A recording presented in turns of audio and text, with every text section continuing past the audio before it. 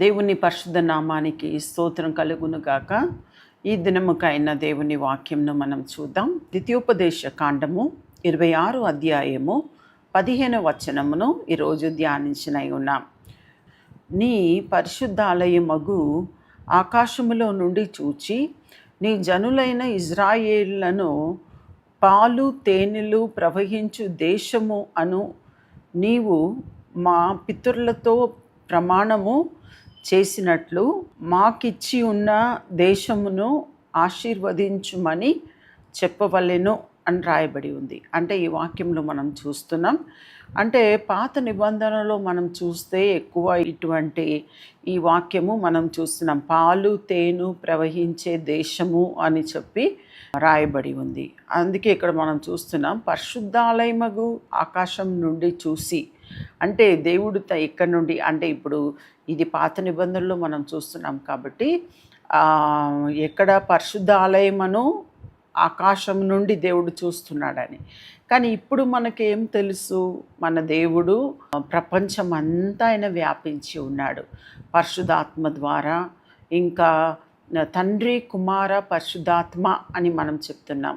యేసుగా, ఇంకా మనము పరిశుద్ధాత్మగా, ఇంకా తండ్రిగా అని ఎట్లా అయినా మనము వాక్యానుసారంగా మనము చూసుకోవచ్చు.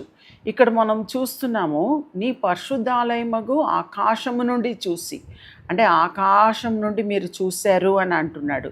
ఇంకా రాయబడి ఉంది, ఈ జనులైన ఇజ్రాయేల్ను పాలు తేను ప్రవహించే దేశము అని నీవు మా పితరులతో ప్రమాణము చేసినట్టు. అంటే ఆ రోజుల్లో వారికి ఇజ్రాయెల్ ప్రజలకు ఏమి దేవుడు ప్రమాణం చేశాడంటే పాలు తేను ప్రవహించ, అంటే పాలు తేను అంటే రోడ్లో పాలు కారుతుంది తేను కారుతుంది అని కాదు అర్థము. మిమ్మల్ని ఆశీర్వదించి సమృద్ధిగా మిమ్మల్ని దీవించి, అందుకే ఇక్కడ రాయబడి ఉంది దేశమును ఆశీర్వదించమని చెప్పవలెను అని రాయబడి ఉంది. అంటే ఆ రీతిగా ఆశీర్వాదము, సమృద్ధి అయిన ఆశీర్వాదము. ఇంకా అన్ని పాలు తేను అంటే తిండికి కానీ, ఇంకా బట్టలకు కానీ, వస్త్రం కానీ, దేనికైనా కానీ కొదువ లేకుండా మనల్ని ఆశీర్వదిస్తాడు అని చెప్పి ఈ వాక్యంలో మనం చూస్తున్నాం. ఈ రీతిగా ఈ నెలలో మనం ధ్యానిస్తున్నాం. ఏప్రిల్ నెలలో, ఈ నెలలో దేవుడు మనకు తోడుగా ఉండి మనల్ని దీవించి మనల్ని ఆశీర్వదించి ఆయన నడిపిస్తాడని మనం నమ్ముదాం. ఆ రీతిగానే మనకు పాలు తేను ప్రవహించే దేశము, అంటే మన కుటుంబాల్లో కూడా పాలు తేను ప్రవహించే ఒక కుటుంబముగా దేవుడు ఆశీర్వదించాలని మనం కోరుకుందాం. దేవుడు మిమ్మల్ని దీవించునుగాక. ప్రార్థన చేద్దాం. ప్రభువా నీకే స్తోత్రం తండ్రి, మమ్మల్ని పాలు తేను ప్రవహించే దేశమునకు ప్రభువా మీరు నడిపిస్తారని చెప్పి ఈ వాక్యంలో మేము చూస్తున్నాం తండ్రి.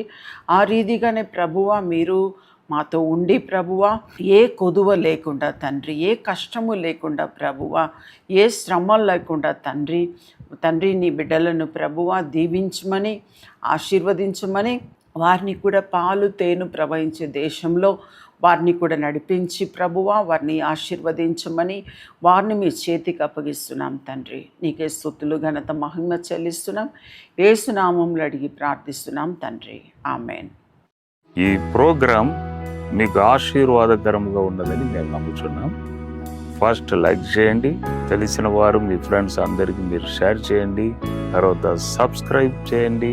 తప్పగా ప్రభు మిమ్మల్ని దీవిస్తాడు. ఇక రాబో వీడియోను కూడా మీరు చూడండి, దీవించబడండి. ప్రభు మిమ్మల్ని దీవించును గాక. God bless you.